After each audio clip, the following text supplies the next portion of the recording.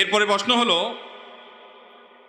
শিশু বাচ্চাদের প্রসাবে অজু ভাঙবে কিনা, বিশেষ করে মা বাবার ক্ষেত্রে। মা বাবার জন্য আলাদা কোনো মাসআলা নাই ভাই, ভাঙলে সবার ক্ষেত্রে ভাঙবে, আর না ভাঙলে কারোর ক্ষেত্রেই ভাঙবে না। অজু ভাঙার সম্পর্ক হলো যেই ব্যক্তি অজু করেছেন তার শরীর থেকে নাপাক বাইর হওয়ার সাথে। তার শরীর থেকে নাপাক বের হলে বা নাপাক বের হওয়ার আশঙ্কা তৈরি হলে, ঘুমালে নাপাক বের হতে পারে, বায়ু বের হতে পারে, তখন অজু ভঙ্গ হয়। বাচ্চার যদি পেশাব হয় তাহলে মা বাবার তো অজু যাওয়ার কারণ নাই, তবে সেই পেশাব যদি মা বাবার কাপড়ে লাগে, গায়ে লাগে, তাহলে যেই জায়গায় লাগবে সেই জায়গা নাপাক হবে। কথার কথা, বাচ্চা আপনার কোলে পেশাব করে দিছে, তাহলে ওই কোলে যে কাপড় চোপড়ে লাগছে ওইটুকু ধোবেন।